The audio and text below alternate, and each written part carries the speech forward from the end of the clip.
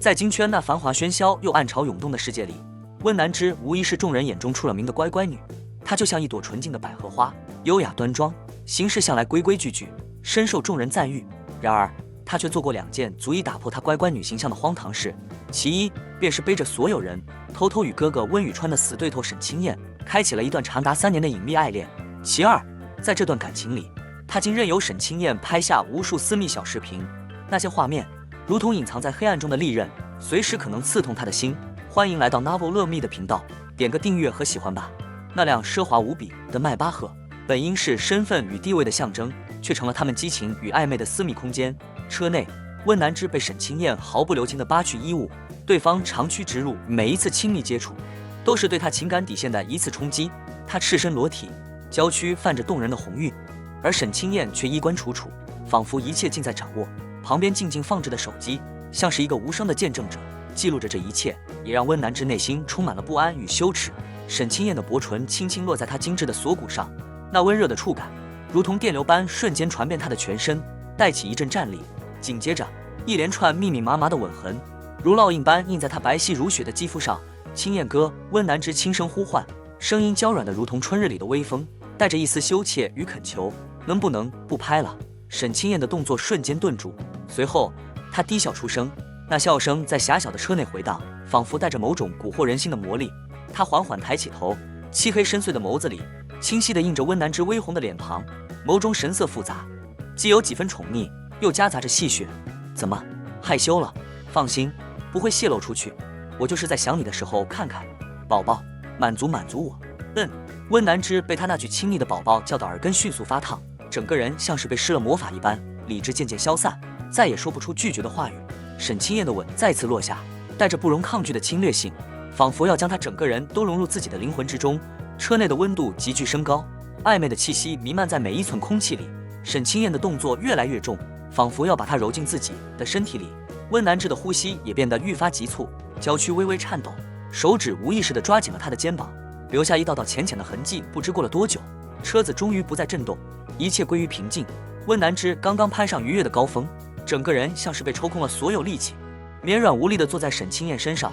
沈清燕则慢条斯理地系好皮带，低头看了他一眼，眼中闪过一丝复杂的神色，随后伸手轻柔地揉了揉他的头发，声音带着几分慵懒。我待会儿还有个聚会，让司机先送你回去，晚点再回去陪你。温南之轻轻点点头，声音依旧软软糯糯的。好。沈清燕下车后，温南之这才缓缓回过神来，开始穿好衣服。此时的他整个人还有些恍惚，思绪仿佛还沉浸在方才的激情之中。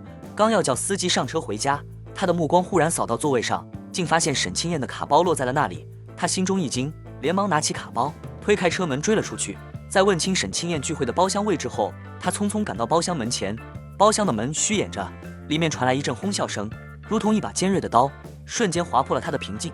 燕哥，你这动静也太大了，我进来的时候看到整个迈巴赫都在震。你们说，要是温雨川知道他妹妹在燕哥身下这么放荡，会不会气得吐血？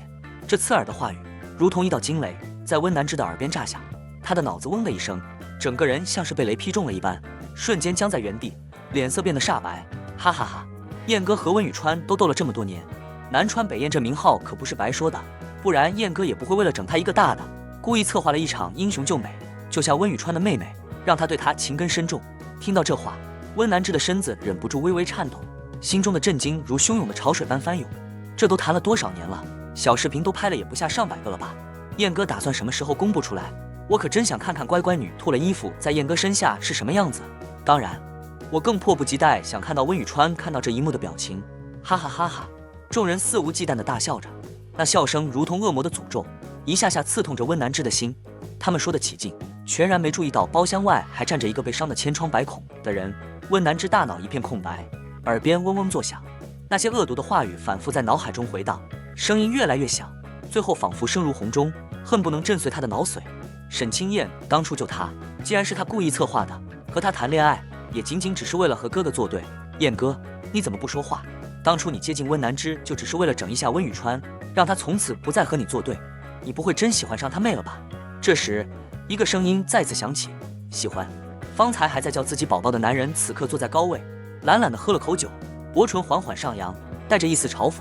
温雨川是我死对头，我只想整死他。我只是在想，那些视频放在什么时候播出最合适？不如就放在温南之生日当天吧。我想看到自己的乖妹妹那副样子，温雨川的神色一定很精彩。燕哥牛逼！众人哄笑起来，声音里满是兴奋和期待，仿佛即将看到一场无比精彩的闹剧。温南之的手指颤抖得厉害，几乎快站不稳。就在这时，耳侧忽然传来服务员的声音：“小姐，您怎么不进去？”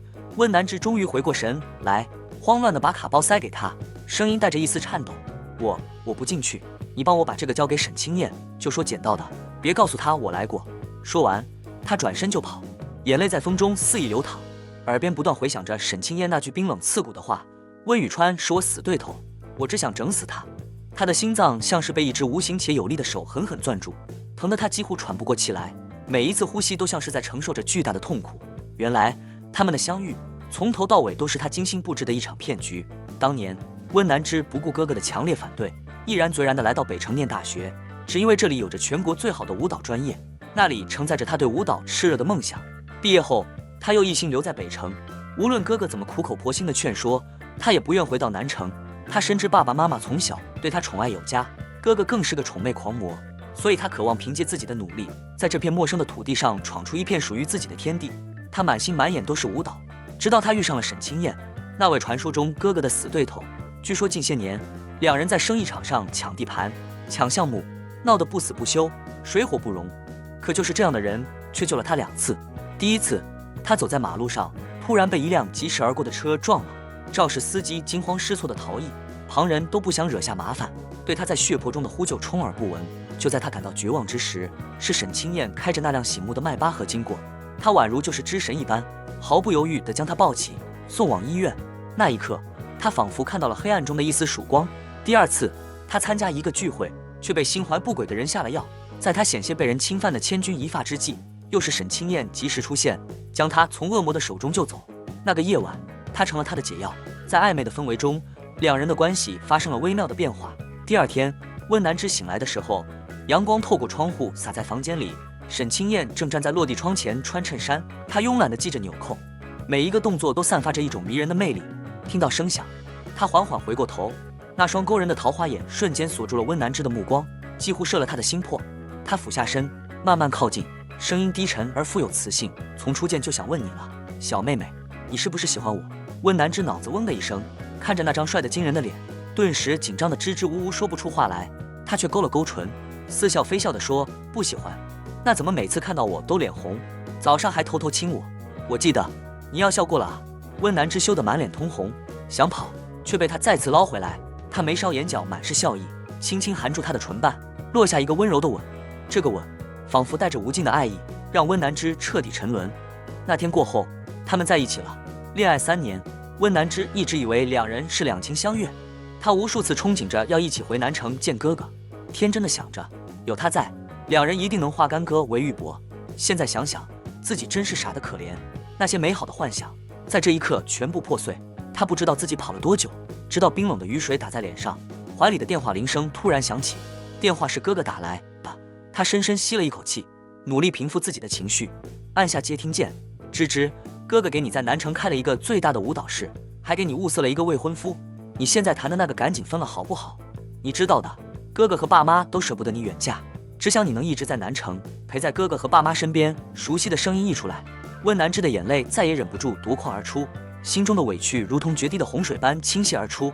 他强忍着哽咽，轻轻点了点头，声音带着一丝颤抖：“对不起哥哥，这些年让你担心了，我会回南城，也会听你的，和你找的未婚夫接触。”电话那头，温雨川的声音带着一丝不可置信：“芝芝，你真的愿意回来，也愿意见哥哥介绍的人？那你那个喜欢的死去活来的男朋友呢？”温南之声音很轻，轻的仿佛一阵风就能吹散。“不喜欢了，以后都不会喜欢了。”温雨川在喜悦过后，立马敏锐地意识到了什么，随即语气冷了下来：“是不是他欺负你了？”温南之的脑子里瞬间闪过那些刺耳的对话，那些被沈清燕轻描淡写提及的视频，还有他冰冷的声音。他的心很痛，像是被无数根针深深刺入，但他还要维持清醒。哥哥从小就护着他，若是知道真相，怕是会直接杀到北城，与沈清燕拼个你死我活。他不能再让哥哥担心了，这些烂事他要自己解决。没有，哥哥，他强迫自己冷静下来，努力让声音听起来平稳一些。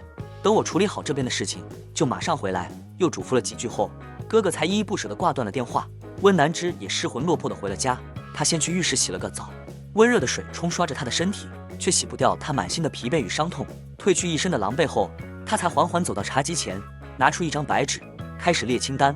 他的笔尖在纸上缓缓写出几行字：丢东西、收拾行李、辞职、和朋友道别、删除视频，这些都是他在离开前需要处理的事情。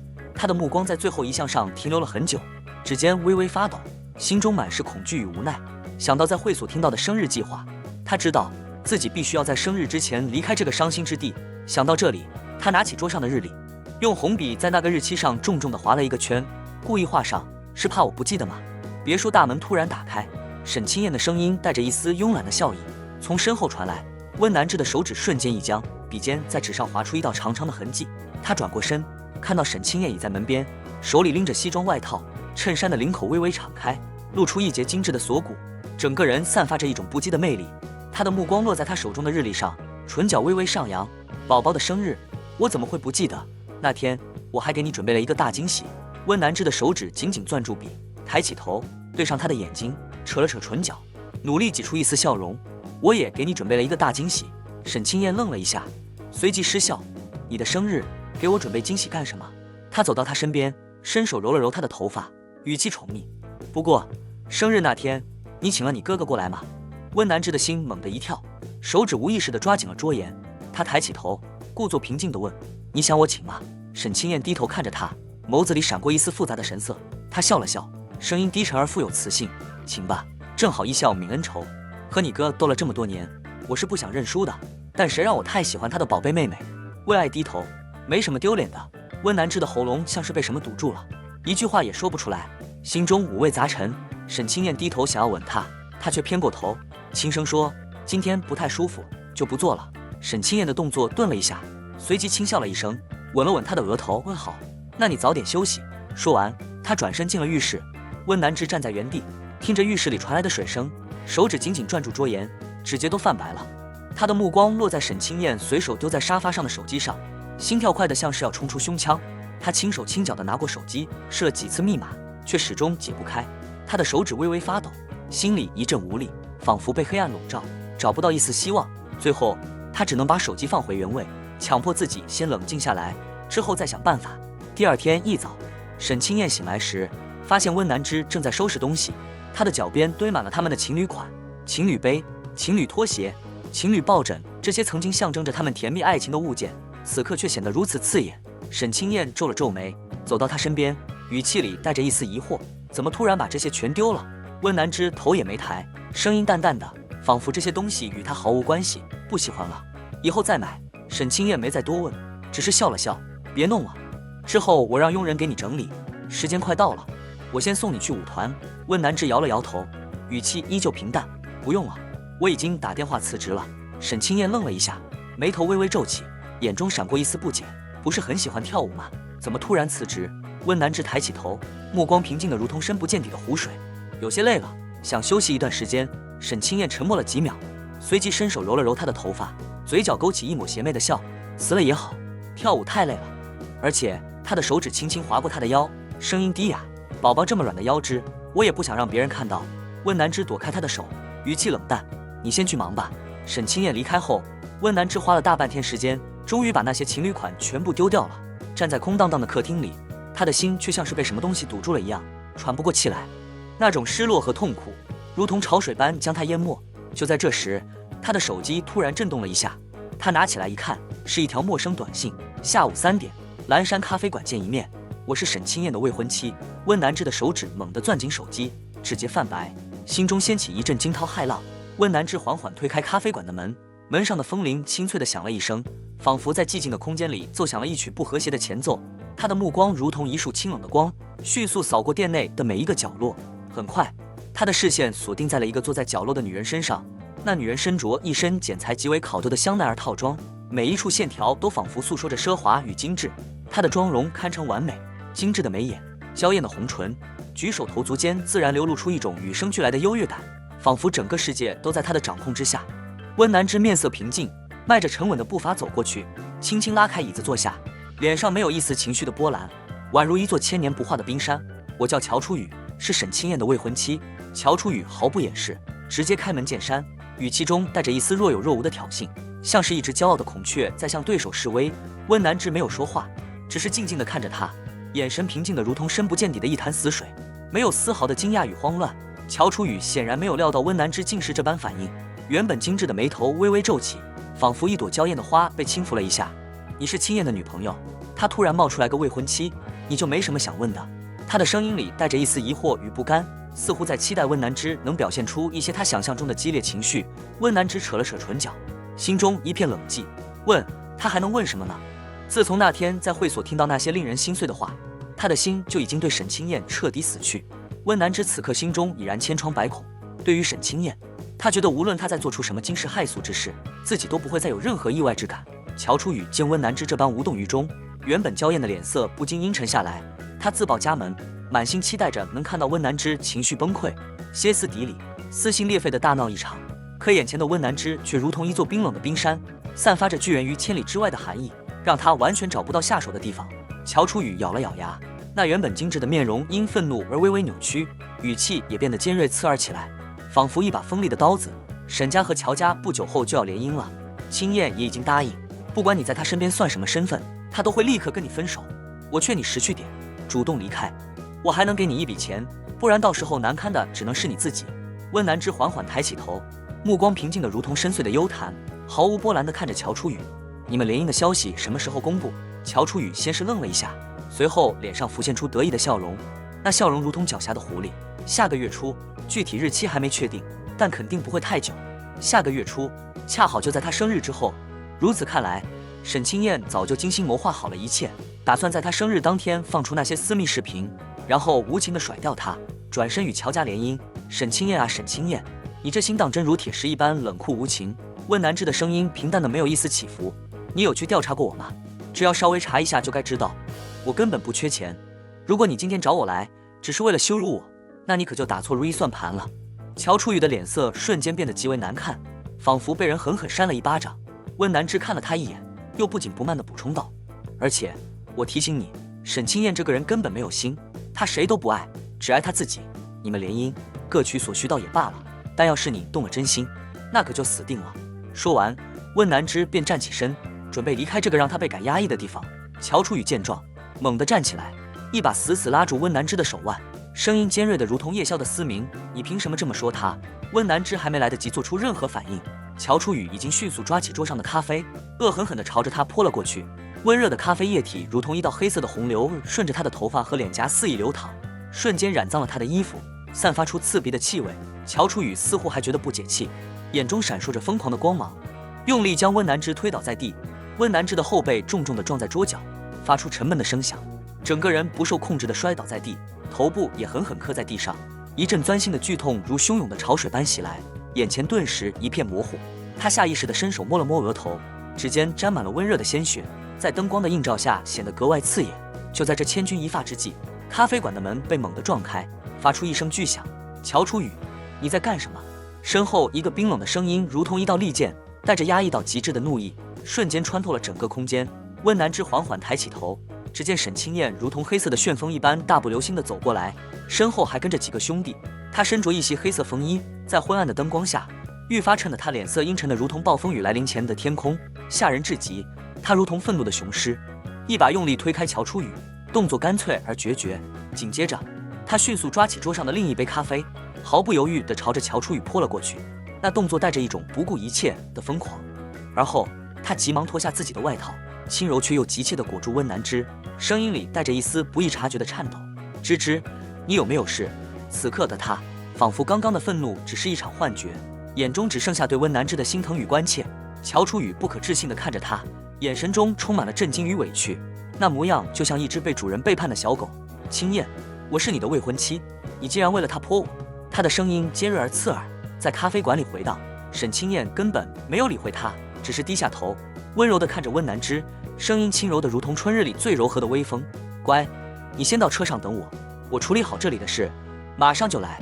温南之没有说话，眼神空洞而麻木，任由他小心翼翼地扶着自己站起来，脚步虚浮地一步步朝着门口走去。他的脑子里一片空白，耳边嗡嗡作响，仿佛整个世界都与他隔绝开来。直到坐进车里，才稍微找回了一些意识。没过多久，沈清燕的那群兄弟先出来了，其中一个走到车边，轻轻地敲了敲车窗：“嫂子，你别误会，这是燕哥家族安排的联姻，他没告诉你，只是想自己悄悄地解决。没想到乔初雨居然还敢来挑衅你，他是真的很喜欢你，绝对不会和别人在一起的。”那兄弟的声音带着一丝讨好与解释，试图打破这压抑的让人窒息的氛围。喜欢温南之在心里觉得无比好笑，可面上却依旧垂着眸，没有任何表情，只是静静地坐着，宛如一尊没有生气的雕像，对这一切都已经彻底麻木。过了一会儿，沈清燕出来了，乔初雨哭着跑开，那背影显得狼狈不堪，仿佛一只被拔光羽毛的凤凰。沈清燕赶走那群兄弟，坐进车里，眼神中满是心疼地给温南之上药。他的动作轻柔的仿佛在对待一件世间最易碎的珍宝，每一个动作都小心翼翼，声音低哑而温柔。芝芝，联姻是家族安排的，我不会娶她，也会尽快和家里说清楚，你别多想。温南之没有说话，只是淡淡的看着前方，眼神空洞无神。知道了，清燕哥，开车吧。他的声音平淡的没有一丝起伏，仿佛对一切都已经漠不关心。沈清燕看了他一眼，嘴唇动了动，似乎想说些什么，却又欲言又止。最终还是发动了车子，车内的气氛压抑得让人喘不过气来，仿佛有一块无形的巨石压在每个人的心头。温南之闭上眼睛，脑子里一片混乱，各种思绪如乱麻般交织在一起。突然，一阵刺耳的刹车声如同尖锐的警报划破寂静的空气。温南之猛地睁开眼睛，只看到一辆货车如同一头发狂的巨兽，正以极快的速度迎面撞来。他的瞳孔骤然收缩，心脏仿佛瞬间停止了跳动。下一秒，沈清燕如同一道黑色的闪电扑过来，将他紧紧护在怀里，那怀抱如同钢铁般坚硬，又带着一丝绝望的温柔。砰！一声巨响，仿佛整个世界都在这一瞬间崩塌。巨大的冲击力让整个车子都剧烈摇晃起来，玻璃破碎的声音，金属扭曲的声音交织在一起。温南之在一片血泊中渐渐失去了意识，眼前的世界变得一片黑暗。再次醒来时，温南之发现自己躺在医院的病床上，头顶的白炽灯散发着刺眼的光芒，刺得他眼睛生疼。沈清燕静静地坐在床边，脸色苍白如纸，毫无血色，眼中却满是狂喜，仿佛刚刚经历了一场生死轮回。芝芝，你终于醒了，吓死我了。他的声音带着一丝疲惫与劫后余生的庆幸。温南之动了动嘴唇，声音沙哑得如同砂纸摩擦。你伤得怎么样？他的眼神中带着一丝虚弱的关切。沈清燕这才轻轻揉了揉他的头发，语气尽量轻松，试图缓解这沉重的氛围。就断了根骨头，没事，是我没护好你。他的眼神中闪过一丝自责。说完，他连忙站起身，脚步有些匆忙。你先躺着别动，我去叫医生来给你检查。他离开后，温南之的手机突然震动了一下，他费力地拿起来一看，才发现是乔初雨发来的视频，而画面正是不久前咖啡馆内的场景。咖啡馆内，一群兄弟七嘴八舌地解释着：“乔大小姐，你到底要我们说多少遍才肯相信？燕哥和温南之在一起是有计划的，庄爱他的样子都是演的，就是为了报复温雨川那个死对头。既然乔沈两家都谈好了联姻，他到时候娶的一定会是你。你看他什么时候在商场上说话不算话了，你就别去破坏了好不好？我的姑奶奶！”乔初雨却只死死地看着沈清燕，眼神中充满了期待与恐惧，声音颤抖得如同秋风中的落叶。清燕，他们说的是真的吗？你真的一点都不喜欢温南之，对他都是报复吗？兄弟们连忙接话：当然了，他怎么可能喜欢上死对头的妹妹？这根本不是燕哥的作风。要是真喜欢上，那到时候就不是燕哥羞辱温雨川，而是温雨川把燕哥放在脚底踩了。卧槽，我他妈都不敢想象那一幕。我只要清燕说。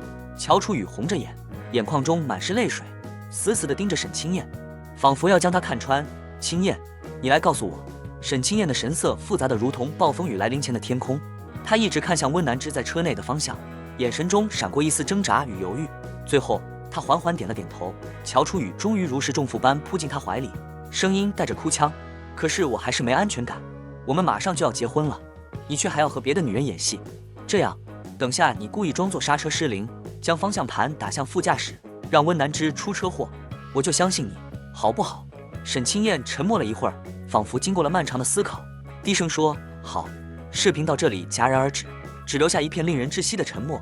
温南之的手指不受控制的剧烈颤抖着，手机啪的一声重重的掉落在地上。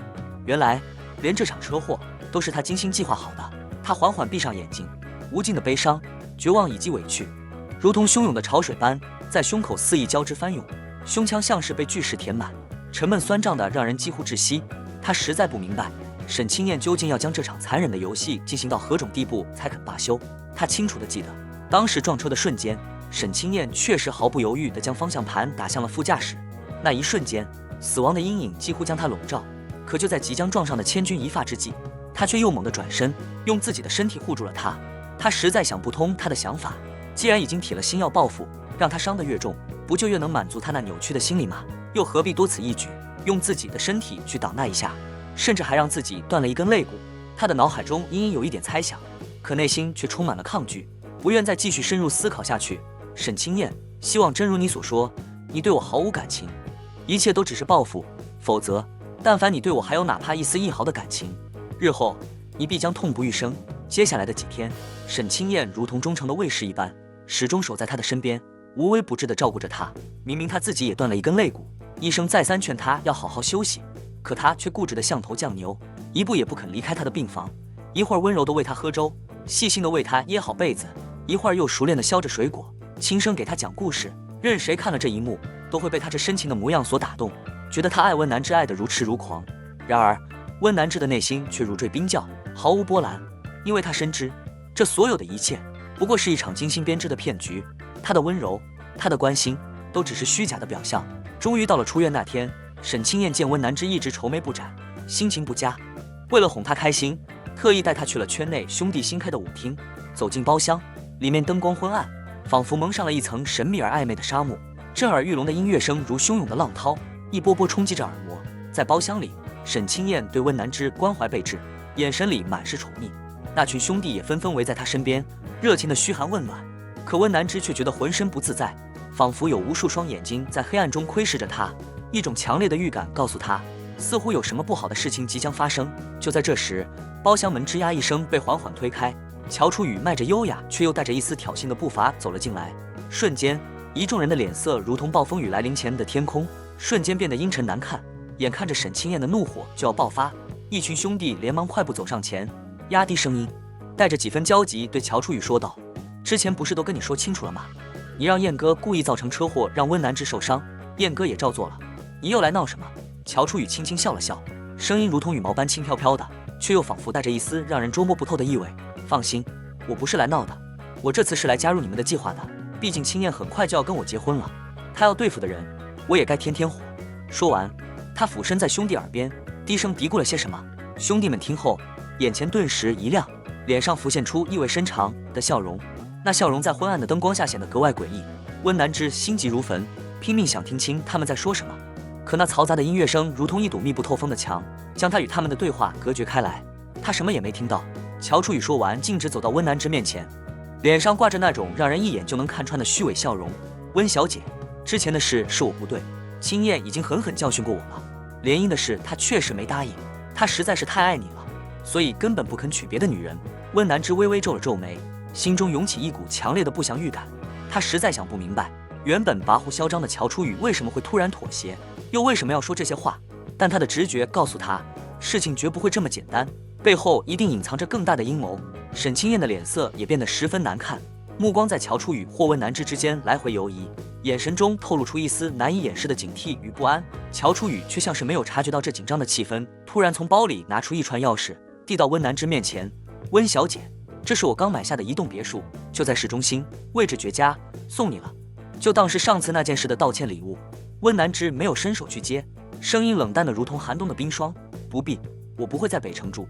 沈清燕听到这话，脸色瞬间变得煞白，仿佛被一道惊雷击中。她猛地一把攥住温南之的手，平日里那个总是胜券在握、从容不迫的男人，此刻语气里却带着一丝难以掌控的慌乱，嗓音微微下沉，急切地问道：“芝芝，你这话是什么意思？我就在北城，你以后肯定是要嫁给我的，不在这里陪我还想去哪？”温南之目光平静如水，静静地看着他，眼神里却没有了往日的爱意与温柔。他当然是想回南城，嫁给哥哥为他安排的人，陪伴在家人身边，但他并没有直接说出口，只是敷衍道：“我只是随口一说，你别多想，就是觉得，毕竟未来的事谁也说不准，有我在，能有什么说不准？”沈清燕显然不相信他的话，还想再追问下去，乔楚雨却突然插话道：“温小姐，听说你是学舞蹈的，那就别在这拘着了，出去跳跳舞吧。”温南之毫不犹豫地摇头，不用了，我不想跳。乔楚雨却不依不饶，脸上依旧挂着那虚假的笑容。你放心吧，温小姐，我把这全包了。舞池现在没别人，我们陪你一起跳。沈清燕脸色微微一沉，显然也不想让温南之去，她还想让他把刚才那句话说清楚，弄明白他到底是什么意思。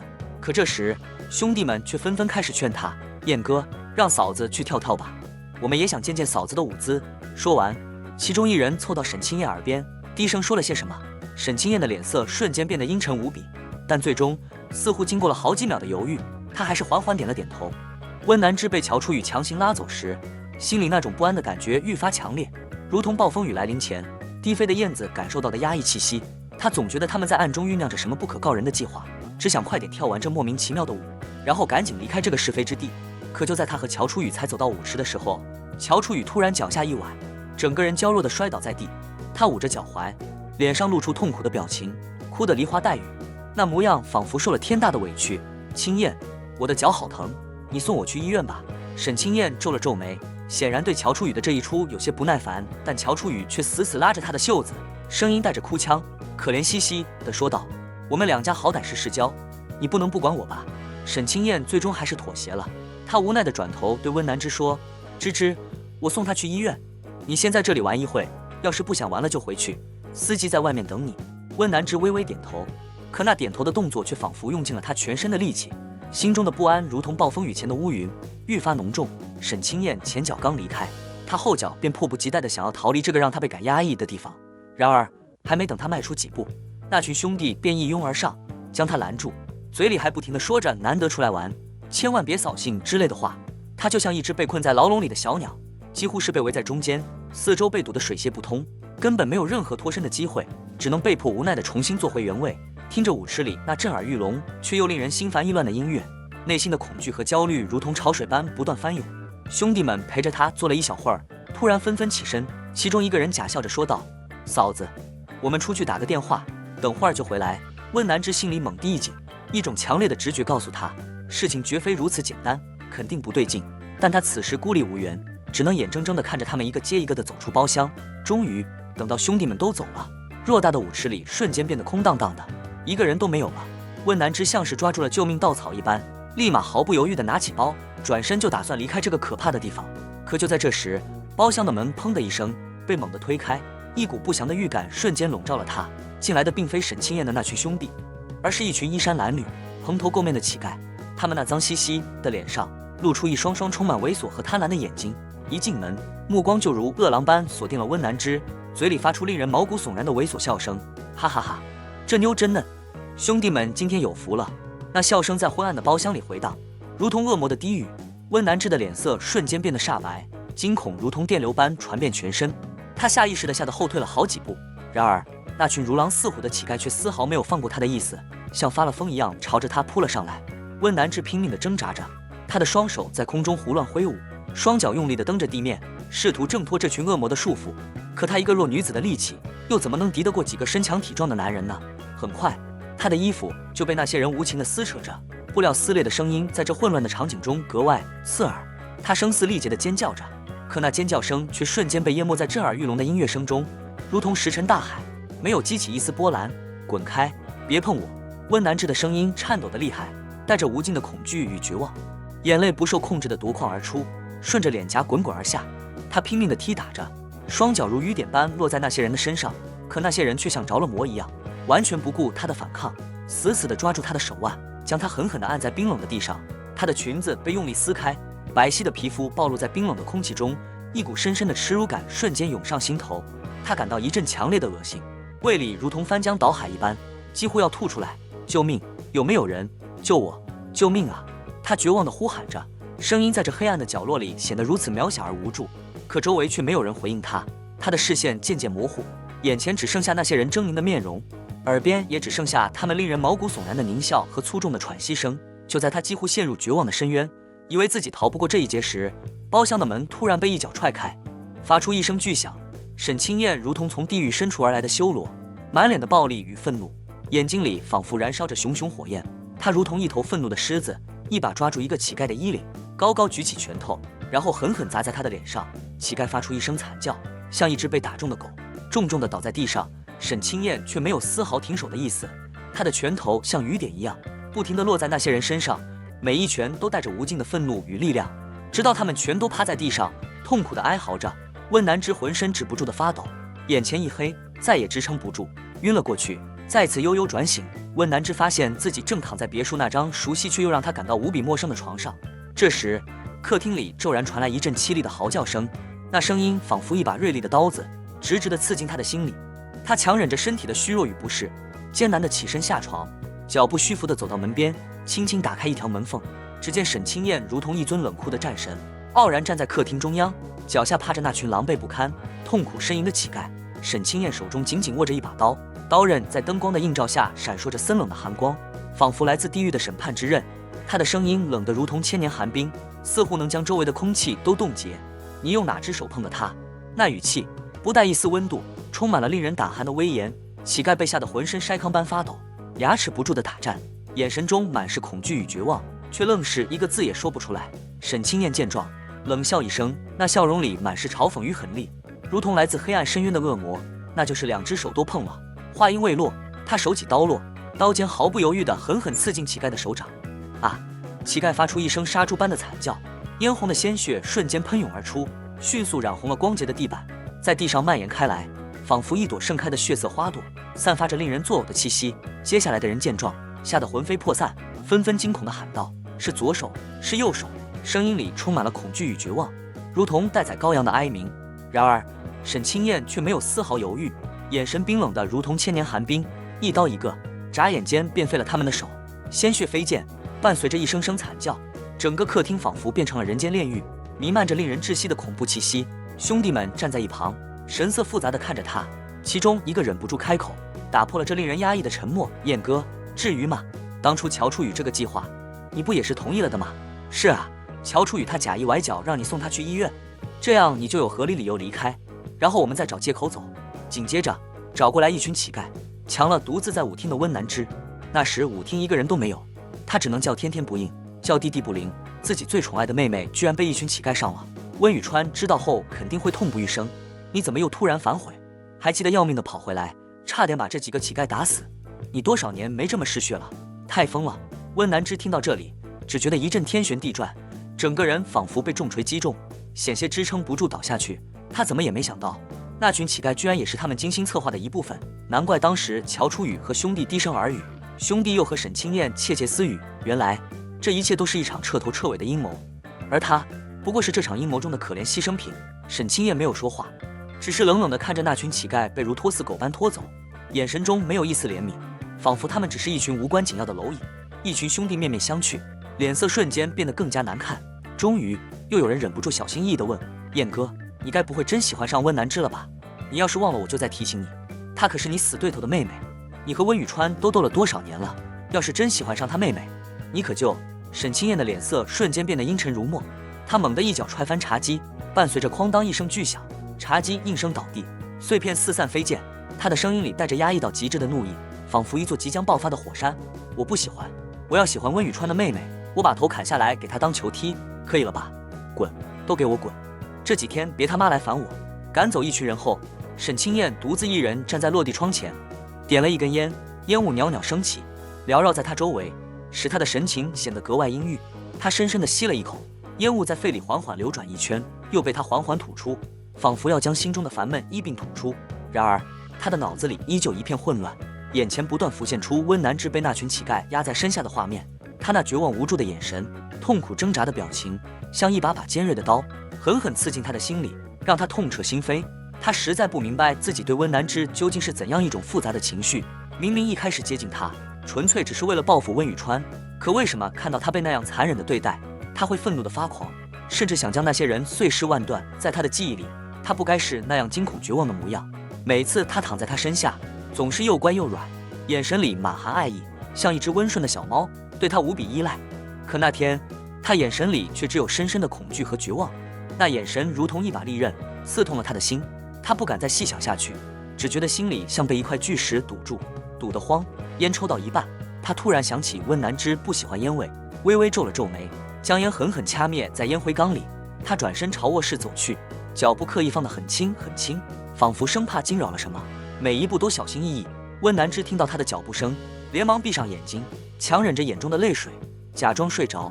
他的心跳如鼓，剧烈地跳动着，手指紧紧攥住被角，指甲几乎嵌进肉里，生怕被他发现自己在装睡。沈清燕静静地站在床边，低头凝视着他，目光中似乎带着一丝复杂的情愫。许久之后，他才轻轻伸出手，温柔地抚摸了一下他的头，随后转身悄然离开了房间。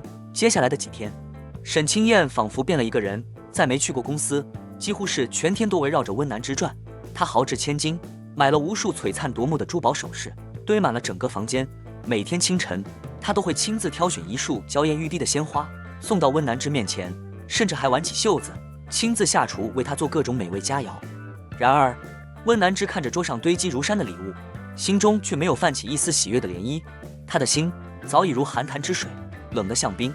他知道，他所做的一切不过是想哄她开心，可那些曾经的伤害，如同一道道深深的裂痕，横亘在他们之间，无法轻易抹去。谁都没有提及那天在舞厅发生的事，但谁都能察觉到温南之的不开心。他的笑容越来越少，渐渐的，脸上几乎再也看不到一丝笑意，眼神也愈发麻木，仿佛失去了灵魂。终于，在一次晚饭后，沈清燕忍不住将他轻轻抱在怀里，声音低哑而温柔，仿佛怕惊扰到他。宝宝，是我不好，没保护好你，忘了那一天，好不好？你要我做什么都可以。温南之缓缓抬起头，目光静静地看着他深邃的眼睛，仿佛想要看穿他的灵魂，轻声问道：什么都可以吗？沈清燕毫不犹豫地点点头，眼中满是宠溺。什么都可以。温南之沉默了片刻，像是在努力鼓起勇气，终于缓缓开口：我想知道你手机密码。沈清燕微微愣了一下，随即展颜一笑：就这。她温柔地看着他，说出了一串数字。温南之听到那串数字，瞬间怔住了，因为那居然是他的生日。你为什么要设我的生日做密码？他的声音微微颤抖，带着一丝难以察觉的期待与迷茫。沈清燕低头轻轻吻了吻他的额头，语气温柔的如同春日微风：因为爱你啊。温南之愣住了，他静静地看着他，眼神中满是复杂的情绪。他不知道他这句话究竟是真心还是假意，但经历了这么多，无论真假，他都不会再轻易相信了。沈清燕似乎没有察觉到他的异样，笑着把手机递给他，问密码是想查我手机吗？我干净得很，宝宝，随时随地随便查。温南之默默接过手机，嘴角终于露出了一丝笑意，那笑容却无比苦涩，像是一朵在寒风中凋零的花。沈清燕见状，松了一口气，紧紧地抱住他，仿佛生怕他消失，终于笑了。他的声音里带着一丝宠溺：过2天就是你生日了，我准备了一场盛大的生日宴，所以这几天不能随时陪着你，你自己在家好不好？温南之轻轻点了点头，顿了顿，又抬起头看着他，问道：要请我哥哥吗？沈清燕沉默了很久很久，久到温南之以为他不会回答时，他才低声说：请吧。温南之笑了，可那笑容里却含着泪，宛如带雨的梨花。好。接下来沈清燕便忙着筹备生日宴，整天忙得不可开交，而温南之则开始默默地收拾行李。他将所有的东西都仔细整理好，每一件物品都像是承载着一段回忆，可如今那些回忆对他来说只剩下痛苦。他一一和朋友道别，每一次道别都像是在和过去的自己告别。生日宴前一天，沈清燕终于回来了。他一进门便迫不及待地抱住她，想要吻她，却被她以生理期为由轻轻推开。沈清燕没有勉强，只是带着极其强烈的占有欲，在他脖子上留下一串深深浅浅的吻痕，低声呢喃：这样才能让所有人知道你是我的。温南之没有说话，只是静静地承受着他的吻，眼神空洞，仿佛灵魂已经游离在外。半夜，沈清燕终于沉沉睡去。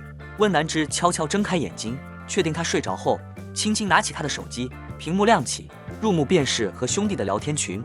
群里，兄弟们正在热烈地讨论着明天的计划。燕哥，明天就温南之生日了，不是说要在他生日那天放他的上床视频吗？视频怎么还没发来？是啊，燕哥，赶紧发啊！燕哥，没看消息吗？我们可是从早上开始就在提醒你了，现在都晚上了啊！温南之的手指不受控制地颤抖着，他强忍着心中的愤怒与痛苦，退出群聊，凭着记忆找到了私密文件夹。他深吸一口气，将那些如同噩梦般的视频一个一个地删除。当全部删除，并且把回收站也全都清空的那一刻，他终于感到了一丝解脱，仿佛卸下了压在心头的千斤重担。第二天一早，天刚蒙蒙亮，温南之便提着行李准备离开。这时，沈清燕正好醒来，睡眼惺忪地看到他站在门口，一时还没有回过神来，迷迷糊糊地问道：宝宝，去哪儿？去接哥哥。温南之努力让自己的声音听起来平静如水。沈清燕看了一眼他手中的行李，似乎很是不解。接人而已，为什么带行李？这些都是一些舞蹈服，想让哥哥带回去。如今的他，兴许是在沈清燕身边待久了，撒起谎来竟也驾轻就熟，面不改色。果不其然，沈清燕被他骗到了。他没有再多问，只是下了床，轻轻抱住他。等等我和你一起去。温南之轻轻摇头，我们的关系还是在生日宴公布吧，不然我怕哥哥接受不了。你先去生日宴。沈清燕想了想，似乎觉得他说的有道理，太过着急可能会适得其反，故而伸手揉了揉他的头发，笑着点头。好，那你早点过来，我在生日宴上等你。说完，他便转身去洗漱，洗漱完毕后开车直奔生日宴现场。而温南之则静静地站在原地，看着车辆渐行渐远，直到消失在视线中，才抬手拦了一辆车，径直去了机场。值机、托运、登机，一切都进行得非常迅速，仿佛命运的齿轮在这一刻开始了新的转动。上了飞机后，温南之才缓缓打开和沈清燕的对话栏。之前他无数次在心里想过，当真正要结束这一切的时候，他要告诉他会所那天的事情他都听到了，他要质问他为什么要如此残忍地对待他。可如今真正到了该说再见的时候，他却只打出短短的一句话：沈清燕，分手吧，我不爱你了。发完之后，飞机缓缓起飞，他静静地看向窗外如棉絮般的白云，没有一丝犹豫，一口气拉黑他所有联系方式，随后按下关机键，再也不见了。北城和沈清燕从此都将成为他生命中的过去式，被永远尘封在记忆的角落。